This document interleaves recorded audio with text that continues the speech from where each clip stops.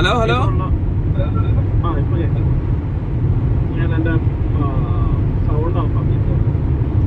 ആ ഓക്കെ. അതെ അതെ.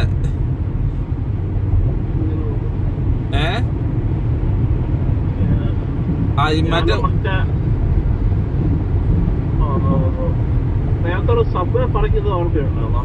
നേപ്രവില്ലേ? അല്ല നേപ്രവില്ല, ഷാംബർഗ്. മനസ്സിലായി, പറഞ്ഞു എനിക്കറിയാം അത്. എനിക്കൊന്ന് എന്റെ കൂട്ടാണത് എടുക്കാൻ പോകുന്നപ്പോ. ആണോ? എല്ലാം ഓക്കെ ആയി വരുന്നുണ്ടോ? വലിയ ലാഭമൊന്നുമില്ല. അതുകൊണ്ട് സ്ഥാപനത്തിന് വില കുറവായിരിക്കും, പ്രൈസും കുറവായിരിക്കും. മനസ്സിലായില്ലേ? വില കൂടുതൽ, ലാഭമുള്ളതിന് വിലയും കൂടും. അല്ലെങ്കിൽ നമ്മൾ പുതിയതായിട്ട് എന്തെങ്കിലും തുടങ്ങണം, പുതിയ സാൻഡ്വിച്ച് ആണോ?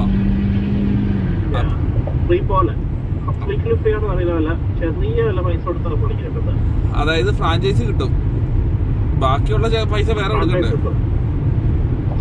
സബ്വേന്റെ റീമോഡൽ അല്ലേ, അത് അതേവർക്ക് ചെയ്യാൻ കഴിയത്തില്ല, അതാ പുള്ളിക്ക് കൊടുക്കുന്നത്. അതിനുള്ള ഗുജറാത്തിയാണോ? ഗുജറാത്തിയാ. ഇപ്പൊ ഓൾമോസ്റ്റ് എല്ലാ സബ്വേസ് ഞാൻ കേൾക്കുന്നത് ഫ്രീ ആയിട്ട് കൊടുക്കുന്നത് ഏകദേശം. അത് ശരിയാണെന്ന് തോന്നുന്നു, ലൊക്കേഷൻ അനുസരിച്ചിരിക്കും. ഇപ്പൊ ഒഹേർ ബിപിയിലെ ലൊക്കേഷനൊക്കെ, ഒഹേർ ബിപി ഇല്ലേ, അവിടുത്തെ സബ്വേ ഒന്നും ഫ്രീ ആയിട്ട് കിട്ടില്ല, കാരണം അവിടെ എപ്പോഴും ബിസിയാണ് 24 അവർ. അതെ, മനസ്സിലായില്ല. അപ്പൊ അതിന് നല്ല വില കിട്ടും. മനസ്സിലായി. വലിയ ലാഭമൊന്നുമില്ല, ചെറിയ ഏതെങ്കിലും ഒരു മാളില് ഷോപ്പിംഗ് സ്ഥലത്ത് ഉള്ള സബ്വേയിലൊക്കെ. അവന്മാർ ഇത് ജോലിയായിട്ട് ചെയ്തോണ്ടിരുന്നു, വലിയ ബിസിനസ് ആയിട്ടല്ല. അവർക്ക് ഇങ്ങനെ ആ ലാഭം ഇല്ലാത്തതാണ് അവർ റിമോട്ട് ചെയ്യുന്നതിൽ അവർക്ക് ഓർത്തില്ല. അതെ അതെ അതെ. സബ്വേ എല്ലായിടത്തും യൂസ് ചെയ്തോണ്ടിരിക്കുക, സബ്വേയുടെ കോർപ്പറേറ്റ് ആൾക്കാര്. മനസ്സിലായില്ല? $6000 ആ ഓവന് കൊടുക്കേണ്ടതെന്ന്. $6,000 പുതിയ ഓവൻ. ഈ സബ്വേ കയറുമ്പോ പുതിയ ഓവൻ കാണണേ, ടച്ച് സ്ക്രീൻ ഉള്ള ഓവനാ. വലിയ വ്യത്യാസമൊന്നുമില്ല, ടച്ച് സ്ക്രീൻ ഉണ്ടെന്നോ അങ്ങോട്ടോ വലിയ വ്യത്യാസമുള്ളൂ. ടോട്ടൽ റീമോഡൽ അവിടെ എത്രയായെന്ന് അറിയാവോ? സബ്വേക്കാരോട് ചോദിച്ചാൽ എനിക്കറിയില്ല. 50-60 ആയിന്നാ പറഞ്ഞേ. ആണോ? ഓക്കെ, അത് വലിയ കുഴപ്പമില്ല. അതിന്റെ കൂട്ടുകാരനോ അറിയത്തില്ല. പുള്ളി പറയും പുള്ളി അറിയാം ഒരു സബ്വേ 25,000 ഒതുക്കി, പക്ഷെ വേറെ സബ്വേ 100,000 ചെയ്തതായിട്ട് പുള്ളി കേട്ടെന്ന് പറയും. ആണോ? ഇതുപോലെ 50-60 എന്നാ പറഞ്ഞ. പിന്നെ പല ആൾക്കാരാണല്ലോ റീമോഡലിംഗ് ചെയ്യണേ. ഇവര് മെറ്റീരിയൽ തരുമല്ലേ ഉള്ളൂ. പിന്നെ പല സ്പേസ് ഉള്ള സബ്, പല സ്പേസ് ഉണ്ട്. പിന്നെ ഫർണിച്ചറിന്റെ എണ്ണം കുറവുള്ളതുണ്ടാവും. ഇപ്പൊ ഒഹേർ ബിപിയിലുള്ളതിലൊന്നും ഒരു ഫർണിച്ചറും ആവശ്യമില്ലല്ലോ, അവർക്ക് സിറ്റിംഗ് ഇല്ലല്ലോ, ഈറ്റിംഗ് ഉണ്ട്, പക്ഷെ അത് കോമണാ. ഓക്കെ, ഇപ്പൊ എവിടെ പോവാ? വീട്ടിൽ പോവാ. പിന്നെ ഞങ്ങളുടെ ക്ലബിന്റെ പരിപാടി ഉണ്ടാകുന്നു. ക്ലബിന്റെ പരിപാടി ഉണ്ട്, പോയി തല കാണിക്കാൻ. ഞാൻ ഭയങ്കര ടയേർഡാണ് ആക്ച്വലി. അതെന്ത് പറ്റി? രാവിലെ മുതൽ വീട് കാണിക്കുകയാണ്, ഇങ്ങനെ കണ്ണൊക്കെ ഇങ്ങനെ ടയേർഡായി വണ്ടി ഓടിച്ചോട്ട്. അത് കോഫി എല്ലാം കുടിക്കാൻ പാടില്ലായിരുന്നോ? അത് വലിയ വ്യത്യാസം ഉണ്ടാക്കുന്നു. മോൺസ്റ്റർ കുടിച്ചു. മോൺസ്റ്റർ, പക്ഷെ അതിനകത്ത് ഷുഗർ ഒത്തിരി ഉണ്ട്. അതിലും ഭേദം എപ്പോഴും ഞാൻ പ്രിഫർ ചെയ്യണ ഒരു, ഞാൻ ടെമുവിന് ഷോപ്പ് ചെയ്യാറുണ്ടോ? ടെമു ടെമുവിന് ഞാനൊരു കോഫി മഗ് കിട്ടും, ഞാൻ ഉപയോഗിക്കുന്ന അതേപോലത്തെയാ. അപ്പൊ അത് വെച്ച് റീഫിൽ ചെയ്ത് കഴിഞ്ഞാൽ ത്രോണ്ടലിലൊക്കെ 1.39 കിട്ടും. വലിയ വിലയൊന്നുമില്ല. മോൺസ്റ്ററിനാണെങ്കിൽ $4, $3.5 ആവില്ലേ? ഒരേ കാഫിയിലാണ് ഇതിലും കിട്ടുന്നത്. പിന്നെ കുറേണ നാച്ചുറലാന്ന് പറയാം, മറ്റേത് വെച്ച് നോക്കുമ്പോ. കെമിക്കൽ അധികം ഇല്ലല്ലോ, ഷുഗർ ഇല്ല അധികം. ഇഷ്ടമുണ്ടെങ്കിൽ ഷുഗർ ആഡ് ചെയ്താൽ മതിയല്ലോ. അതിങ്ങനെ നമ്മുടെ കാറിൽ വെച്ച് ചൂടാക്കി വെക്കാനും പറ്റും. ആ മഗ് $7 എങ്ങാണ്ടേ ഉള്ളൂ, 698 അങ്ങനെ എങ്ങാണ്ട് ഒരു പൈസ. ആമസോണിൽ $10-15 ആവും. ഇതെല്ലാം കോമൺ സാധനമാണ്. ഞാൻ ടെമൂന്ന് വാങ്ങിച്ചതല്ല, എന്റെ ഇരിക്കുന്നത് ആൾഡിന്ന് വാങ്ങിച്ചതാ. ഇതിങ്ങനെ വല്ലപ്പോഴും അവിടെ ഇവിടെ കിട്ടുള്ളൂ. ഇത് എല്ലായിടത്തും ഇങ്ങനെ കിട്ടില്ല ഇതുപോലത്തെ മഗ്, ചെറിയ മഗ്. കപ്പ് ഹോൾഡർ ഫിറ്റ് ചെയ്യാൻ പാകത്തിനുള്ള, ഫിറ്റ് ചെയ്യാൻ വലിയ നീ വലുത് അല്ലെങ്കിൽ ഒന്നുമില്ല, അത്രയും രീതിയില്ല. ഇതിങ്ങനെ വല്ലപ്പോഴും കണ്ടിട്ടുണ്ട്.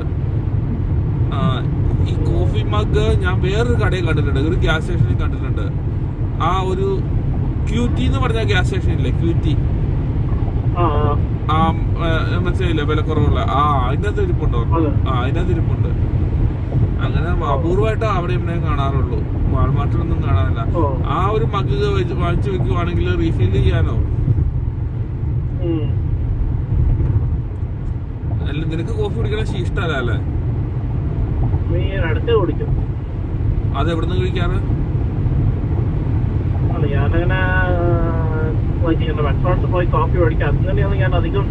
ഞാൻ മക്ഡൊണാൾഡ്സിൽ നിന്ന് ഒരിക്കലും വാങ്ങില്ല. കാരണം അതിൻ്റെ അകത്തുള്ള കപ്പില്ലേ, കപ്പിനകത്ത് വാക്സ് ഉണ്ട്. വാക്സ് വെച്ച് അപ്പൊ നല്ല തിളച്ച വെള്ളമല്ലേ അതിനകത്തേക്ക് വരുന്നേ. അതും ഇതുമായിട്ട് മെറ്റീരിയലൊക്കെ ഒരു ഇത് ഉണ്ടാവും. ഇതാണെങ്കിൽ എന്റെ കയ്യിലെടുക്കുന്ന സ്റ്റീൽ ആയതുകൊണ്ട് ഞാൻ എപ്പോഴും അങ്ങനെ പ്രിഫർ ചെയ്യുന്നുള്ളൂ. വെറുതെ എന്തിന്റെ ഒരു റിസ്ക് കൂടെ വാങ്ങിച്ചു വരുന്നതെന്നാണ്. ഞാൻ ഒരിക്കലും മക്ഡൊണാൾഡ്സിൽ നിന്ന് വാങ്ങിക്കാറില്ല. ഞാൻ 7-Eleven'ലൊക്കെ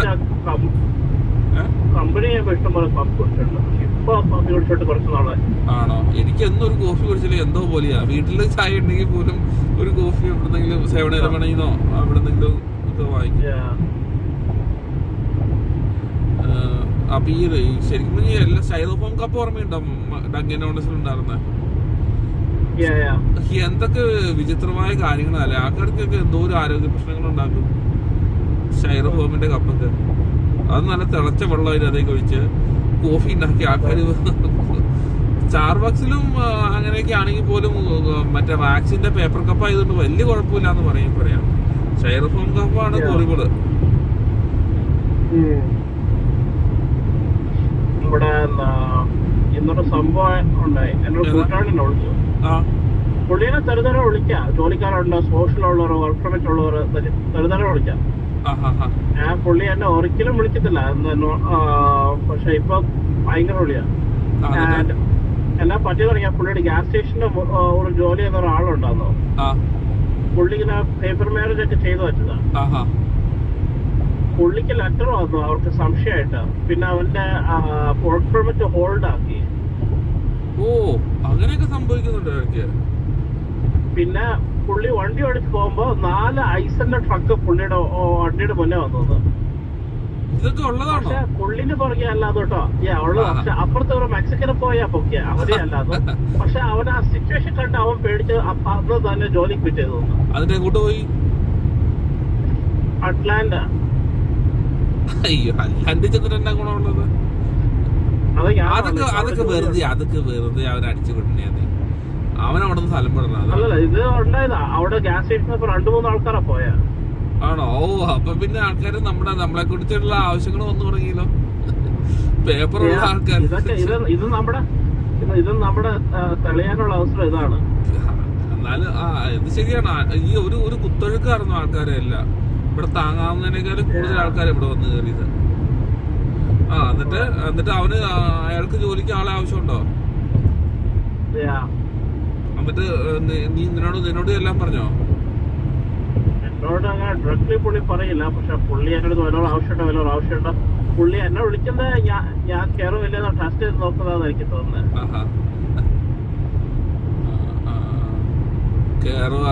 ചിലപ്പോ അത് ഇങ്ങനത്തെ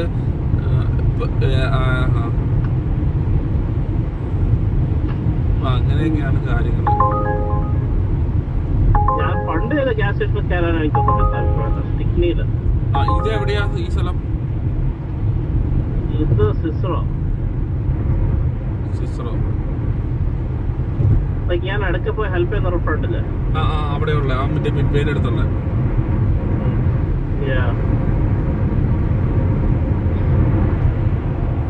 പക്ഷെ ഞാനങ്ങനെ ഒത്തിരി പെട്ടെടുക്കുന്ന അവസ്ഥയിലൊക്കെ പോയാൽ ഞാൻ ഹെൽപ്പ് ചെയ്യത്തുള്ളൂ.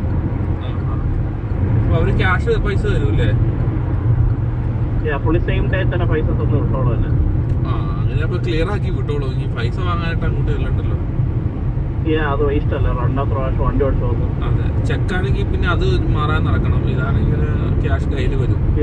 ഒരു സാറ്റിസ്ഫാക്ഷൻ വരും അത്രയും $. കാണുമ്പോ അല്ലേ? എന്റെ അടുത്ത് പറയും നീ പോകുമ്പോ രജിസ്റ്റർ പൈസ എടുത്തിട്ടോ പോയിക്കോന്ന് പറയും. ആവശ്യം എഴുതി വെച്ചാൽ മതി. പേ ഔട്ട് ചെയ്ത് കൊള്ളാൻ പറയും. അപ്പൊ എന്നാലും അങ്ങനെ ഒത്തിരി പേര് പോകുന്നുണ്ടെന്നല്ല കേൾക്കുന്നത്. പല ആൾക്കാരും പോകുന്നുണ്ട് അല്ല. ഈ ലിറ്റിൽ വില്ലേജിലൊക്കെ ഞാൻ റൂമേഴ്സ് ഒക്കെ കേൾക്കുന്നു, അവിടെ ഇങ്ങനെ ഓൾമോസ്റ്റ് സിറ്റി ഷട്ട് ഡൗൺ ആയ അവസ്ഥയാണ് ആൾക്കാർ പറയുന്നത്. ആൾക്കാർ പുറത്തിറങ്ങുന്നില്ല അന്ന് അവിടെ. ഐസുകാർ ഇറങ്ങിയിട്ടുണ്ട്. അത്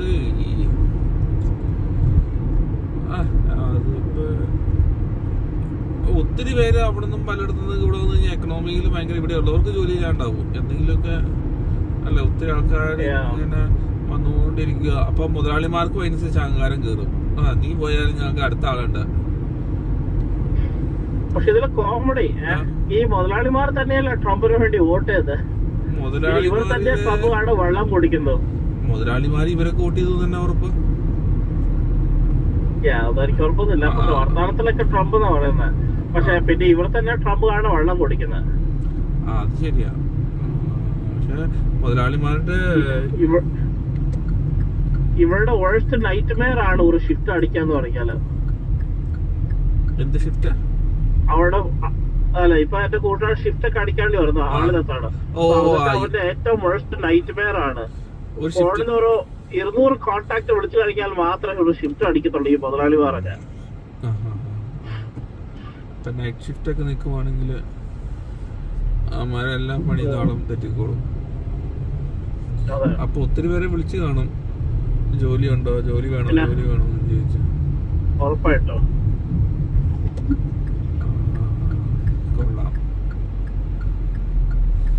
പെർമിറ്റ് ഉള്ളവരെ തന്നെ പുള്ളിക്ക് കിട്ടണം, അല്ലെങ്കിൽ പേടിയില്ലാത്തവരെ കിട്ടണം, രണ്ടിലൊന്ന്. പക്ഷെ ഇതേ അവസ്ഥ ഇങ്ങനെ ഫ്ലോറിഡയിലൊക്കെ വന്നപ്പോ ഗ്യാസ് സ്റ്റേഷനൊക്കെ $25 അവിടെ കുറെ വന്നു ഞാൻ കേട്ടു. അപ്പൊ ആൾക്കാർ തിരിച്ചും പോയി $25 ഞാൻ അതിന് ഞാൻ റിസ്ക് എടുത്തോളാന്ന് പറഞ്ഞു. അപ്പൊ ഈ ഡോളർ ട്രീ ഒക്കെ എങ്ങനെ അടച്ചിട്ടുണ്ടല്ലോ ആളില്ലാന്നും പറഞ്ഞ്. ഗ്യാസ് ഡെലിവറിക്കാര് ഗ്യാസ് ഡെലിവറി ചെയ്യാൻ ആളില്ലാന്നും പറഞ്ഞ് ഗ്യാസ് ഡെലിവറി